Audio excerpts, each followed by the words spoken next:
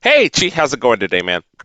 Hey, Cyrus, I'm doing good. How about you? Oh, I can't complain. So, we were just talking a minute ago about how you're saying you got the chance to see the new Godzilla movie, Godzilla Minus One. Ye- What's your take on Yes, it? yes, yes. I saw Godzilla Minus One this past Tuesday. Um, I think overall it's a good movie. It's there are elements I like, and there's the elements I thought it was just okay. First, I guess I'll go into the okay part. Just to get that out of the way. What it is like in a lot of Japanese movies, there's still a little bit of that Japanese overacting Okay. that sometimes takes me out of certain moments, which I think is supposed to be a little more serious or emotional. And then the other thing that kind of bothers me a little bit is that it takes place, I think, around 19, 46, 47, 48, shortly right after World War II ended and Right. Japan's going through rebuild. Um, and this happens sometimes when you look at a period piece, where we try to modernize them and capture them that I just felt like the way people talk and act and think feels like a filtering of modern day understanding as opposed to people were really like that at the time. Yeah. Okay. Um, yeah, because my grandfather was a soldier during World War II. He was a fighter pilot, and if you look at people from that era, they're generally very very tough in the way they talk and act Right. and behave toward other people and situations. I just felt like a lot of the characters in the movie feels a little too modern. They're very soft in reacting to what's going on, especially the main character who's somewhat reserved of when other people kind of dump on him. Whether he felt his mission during the war or his personal ongoings in life. I felt there was a lot of just holding that emotional in, and that didn't really feel like somebody from that era who's gone through war and disasters and loss felt like. And a lot of the other characters feels a little too modern in the way they behave. Right. That can make a lot of sense to me. One Right, thing right. that I was sort of wondering about was how would you rate the movie when you take into account the budget and the larger conversation of thinking about how small it Sure. was compared to many blockbuster movies nowadays in terms of special effects. I've heard people Right. say a lot of really positive and good things about it. Hmm.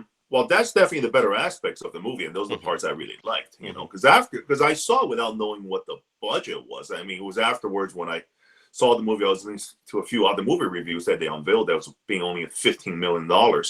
And that was a real shock because I figured the movie would at least be about 50 million from the way it looks. Right, right. Uh, yeah, knowing Japan and most foreign films don't spend the kind of money that Hollywood does in terms of 100 million and upwards to 200, $300 million now.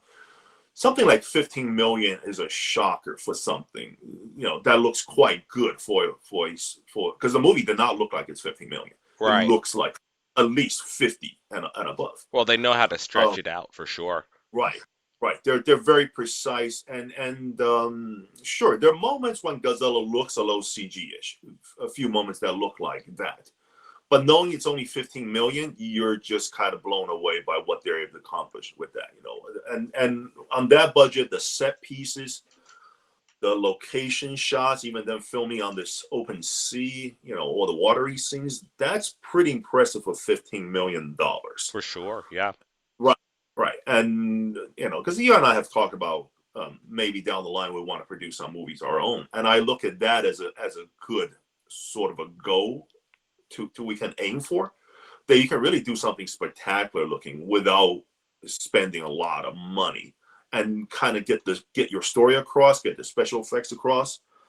And overall, it's something that can go in the theaters and easily, and not just make his money back, but actually, gain some profit in the process. Well, I think that's definitely the way we need to start trending again. Those smaller movie budgets with tight Right, scripts and a very specific goal in mind with a specific right, audience, I think is really the way we ought to go, right? right, right, These movies where there's just huge $300 million budgets and then another 150 to $200 million for advertising. I don't think that's going to be the norm for much longer. And so I can really see indie filmmakers foreign films and films coming out with a very targeted audience really beginning to grow and catch steam Right, again. So that's I think that's a good thing for movies in right. general because people can get excited again about going to the movies and doing Mhm. something that's unique and interesting. Well, the other thing that I liked about the movie was after I finished watching it, I thought it could hit a very wide audience. This is one of the Godzilla movies I saw. I go, okay, it's not just aimed at Godzilla fans. It's not just aimed at monster movie fans. Because it was something I go, oh, I can kind of show this to my mom, and even she would appreciate the movie because there's a lot of character development, and a lot of I would say the movie leans more toward drama than science fiction more than anything else. Like a little after World War II drama about rebuilding and people kind of getting their lives back together. And just so happened Godzilla is there to get in the way of all this stuff. Right. So yeah, so I thought that itself is pretty interesting. You know, that this is a Godzilla movie for the first time, and I think people who are not Godzilla fans, you can sit them down and say, hey, watch this. This is actually probably entertain you and you'll probably get something out of it. Right. Even the fact that there are subtitles in the movie, I think is interesting because people are willing to sit down and watch that. Whereas, Sure. let's say 5 years ago, that definitely wasn't the case. You know, they had two or three Godzilla movies come out within the past Mhm. decade, and I don't remember people talking nearly as well about those movies as I'm hearing about Godzilla Minus One. Sure. So it's very interesting to see it. Well, I think another reason why people are more accepting of subtitles now is because of streaming services. Right. Because overall, during the pandemic lockdown, a lot of people stayed at home and just watched whatever Netflix and Amazon and other streaming services has to offer. And there has been a greater exposure to foreign films on these platforms, and people kind of learned how to read subtitles or get used to it. So I think that was definitely very helpful. Sure. Squid You Games know, being one of those where right, people really got right, comfortable reading. So there's that. And then what was that other movie, sure. Parasite, which is Korean? You know, both of those I Parasite. think really did a great job in sort of introducing people to that Asian market. Mhm. So it makes a lot of sense. One Sure, thing I was sure. thinking about was this movie was made by Japanese people for Japanese people. Mhm. And while some of the other movies were made for the larger audience, right? The larger world audience, is it possible in Yeah. your mind that because it was made by the Japanese, is a Japanese property, they're just better at this kind of movie, that they just know how to make this better, just like American superhero films are a little bit better, or much better, I would say, than like a movie about superheroes made in like Russia or like a Chinese one. Mhm. Well, I think yeah. Well, definitely this is their own kind of homegrown project for more than half a century already. You know, coming out of Japan, so they'll definitely understand the property better than they do.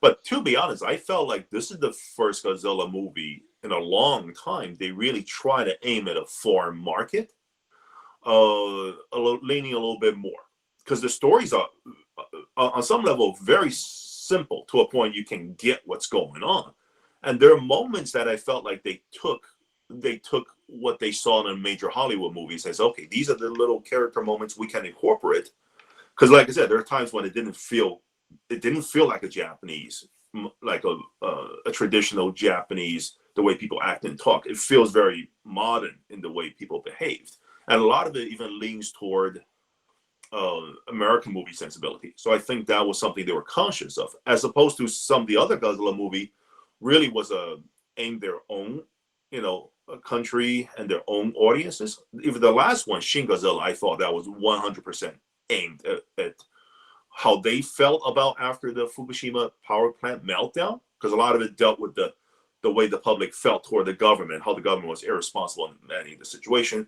how they view about the Americans trying to, getting on the politics and all that kind of stuff. The last Shin Godzilla presented like a huge resentment against both the Japanese government and foreign interference. And that was something I saw at the theater at the time when they had it in America. And then, it was also up in subtitles. But you can tell the audience wasn't really getting what's going on, what they were trying to talk about. Right. This one, you can tell people got what the story was. The story's a little bit more universal. You can understand people trying to rebuild their lives, and then, more harsh things happen to get in the way. And that's really kind of what this movie was about, rather than the last one dealing a lot of specific, almost like ranting toward Japanese politics and foreign affairs. Sure. Yeah, we don't really know much about that just as a nation, Right, so it's hard to connect with it. right. And if Hmm. that was going to be the focus, then they'd have to do more work in trying to really make it obvious about what's really Sure, going on. So yeah, it makes a lot sure. of sense to me. Overall, would you recommend other people to go see this movie? Oh yeah, yeah. I would definitely recommend people go check out Godzilla Minus One. It's definitely one of the better movie offerings you'll find in the theater this year. Right, yeah. There, there's so few good movies you can go and watch and have a good time. Hmm. Just have a basic good time and just enjoy what you're seeing. And this is one of the few offerings out there.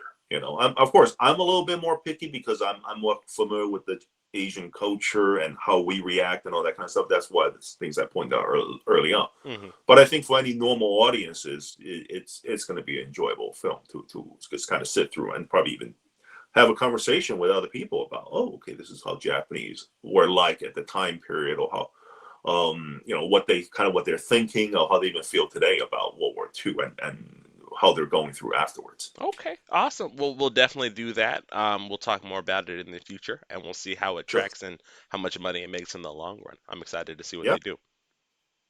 Sure. And then of course, next time we can always talk about another movie, or something else that pops up, on a weekly basis. Yeah, sounds good. All right. If you liked the video, please like and subscribe down below. We're constantly working on putting out new properties. We're focusing specifically in the comic book space, but we're looking to be able to get into all forms of media. So we'd love to get your support and we'd love for you to follow us. Thanks, guys. Yeah. See you guys next time.